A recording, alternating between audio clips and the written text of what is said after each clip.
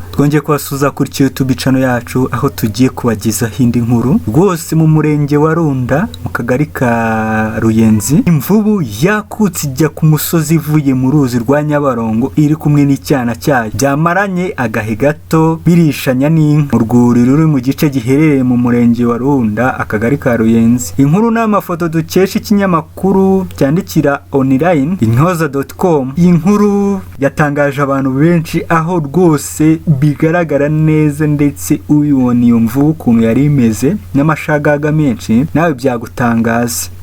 Nuko iyi mvubu yasanze imaze gusubiza umwana wayo mu mazi mbere yuko abantu bakomeza kuyireba ndetse bakaza ari benshi cyane, ariko biragaragara ko yari ishonje kandi ubona ko imaze kumenyera abantu kuko abantu baje barayireba cyane, ariko yo ntago yagize ubwoba kuko yakomeze kurisha, kuko ikintu cyatumye ibangamirwa n'imbwa yari irimo gukina nayo, kuko abantu benshi bavuze ko ikunda kubangamirwa n'imbwa kuko nk'uko mubibona ku mafoto urabona ko yayishotoraga cyane. Bamwe mu bayibonye mbere ikuka ikaza kurishanya n'inka nk'uko ibikora kenshi, yari kumwe n'umwana wayo, yaje kumusubiza mu mazi yo igaruka ikomeza guhaha kuko byagaragaraga ko ishonje. Hari imbwa ikunda kuyishotora niyo yagiye kuyikubaganira isubira mu mazi itabishaka kuko yagezeyo igikomeza kurisha. Ko rero kora subscribe niba utari wayikora, ubundi nurangiza ukande kunzogera kugira ngo ujye ubona inkuru zacu uko tuzishyizeho. Naho utaha murakoze cyane.